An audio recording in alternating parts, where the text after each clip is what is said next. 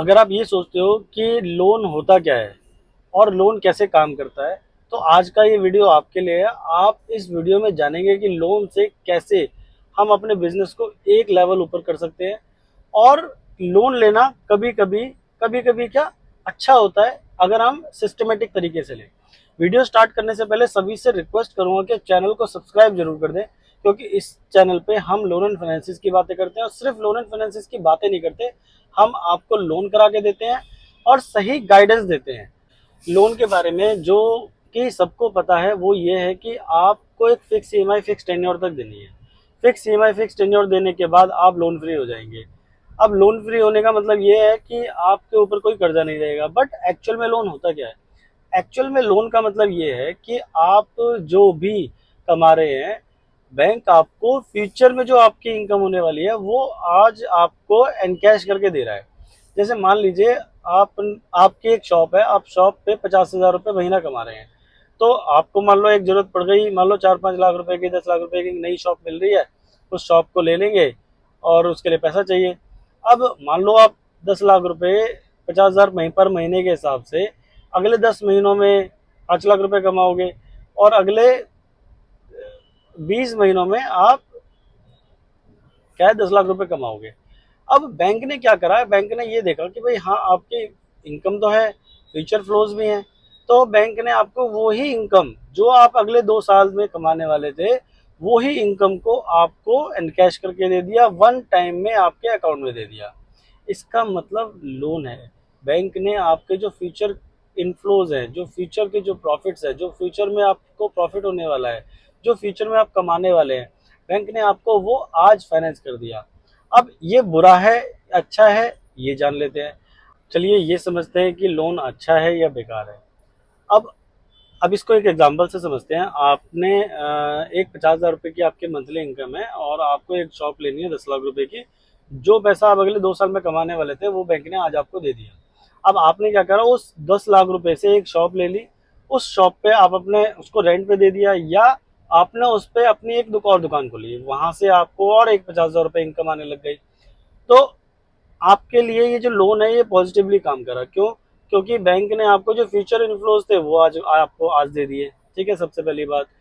दूसरी बात, आपने जो दुकान खरीदी उसका एक ईएमआई तो चलो बैंक लेगा ही लेगा, एक ईएमआई को अलग कर दे तो आपको उस शॉप से एक रेंटल इनकम स्टार्ट हो गई। ठीक है।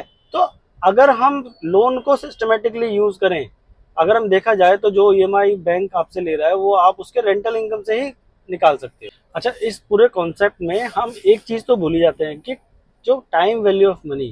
टाइम वैल्यू ऑफ मनी का मतलब पैसे की वैल्यू हमेशा हर दिन पर दिन कम हो रही है। जैसे कि तो टाटा नमक हम 2007 में 2010 में हम 10 रुपए का 8 रुपए का आता था, वो टाटा नमक 30 रुपए का हो गया है। तो क्या नमक क्या क्वालिटी बढ़ गई है? नमक की क्वालिटी नहीं बढ़ी है, सिर्फ पैसे की जो वैल्यू है वो कम हो रही है। जो प्रॉपर्टी पहले 10 लाख की आ जाती थी वो आज की डेट में 1 करोड़ 1.5 करोड़ की आ रही है, क्योंकि लोगों के पास पैसा ज्यादा आ रहा है। पैसा ज्यादा आ रहा है तो लोगों की कंजम्पशन पावर बढ़ रही है। बट क्या बैंक आपसे जब जब वैल्यू पैसे की घट रही है तो क्या आपकी ईएमआई बढ़ रही है? नहीं। आप जो पैसा 50,000 रुपये आप जो 10 साल बाद कमाने वाले थे, उसकी वैल्यू आज की डेट में 50,000 रुपये आपको आज जो पैसा मिला, बट आपके पास जो पैसा है वो आज की टाइम वैल्यू ऑफ मनी के हिसाब से मिला। आप आज जो पैसा लगा रहे हो वो आज की टाइम वैल्यू ऑफ मनी के हिसाब से लगा रहे हो, बट जो आप रिपेमेंट कर रहे हो बैंक को, आप 3 साल बाद भी सेम ईएमआई दे रहे हो, बट 3 साल बाद टाइम वैल्यू ऑफ मनी पैसे की वैल्यू घट रही है धीरे धीरे। आप आपके घर में मेहमान आ जाते हैं तो एक 2,000 रुपये का नोट खत्म हो जाता है, पता नहीं चलता। एक कोल्ड ड्रिंक की बोतल जो है वो 80 रुपए की आ जाती है। एक समोसे 15-20 रुपए का एक समोसा हो गया है। 8-10 लोग हो जाए तो 400-500 रुपए तो समोसे हो जाते हैं। तो 1,000 रुपए कहीं पता नहीं चलते अगर घर में कोई मेहमान आ जाए।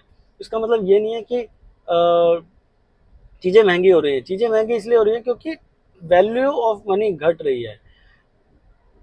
आप टाटा नमक के एग्जाम्पल से समझ सकते हो। तो लोन अगर हम सिस्टमेटिकली ले, अगर हम ध्यान से ले लोन, अगर हम अपने कैपेसिटी के हिसाब से लें, तो लोन बहुत अच्छी चीज है। क्योंकि हमें हमारे जो फ्यूचर इन्फ्लोज है, जो हम फ्यूचर में कमाने वाले हैं, वो हमें आज मिल जाते हैं, जिसको हम आज इन्वेस्ट कर सकते हैं।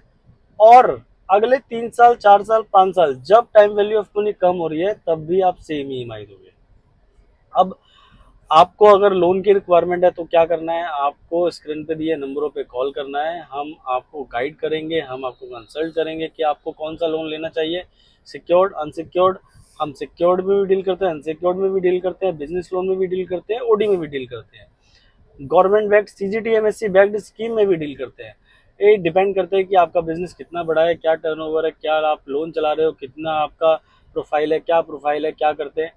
तो अगर लोन की रिक्वायरमेंट है, क्योंकि दिवाली आ रही है, दशहरा आने वाला है, नवरात्रि स्टार्ट हो गए हैं, शादियों का सीजन आने वाला है, तो अगर लोन की रिक्वायरमेंट है तो कॉल करो स्क्रीन पर दिए नंबरों पे। आप इंडिया में कहीं से भी हैं, दिल्ली, मुंबई, चेन्नई, कोलकाता, महाराष्ट्र, मध्य प्रदेश, राजस्थान, उत्तर प्रदेश, हरियाणा, कहीं से भी हैं, किसी भी गली, किसी भी जिले से हैं, हम आपको लोन आपकी सिटी से ही करा के देंगे। ऑनलाइन पूरा प्रोसेस रहेगा। अभी कॉल करिए कंसल्ट करने के लिए। कल इसी चैनल पे इसी टाइम नए बैंक के साथ, नए को टॉपिक के साथ हम वापस आएंगे। बहुत बहुत नमस्कार।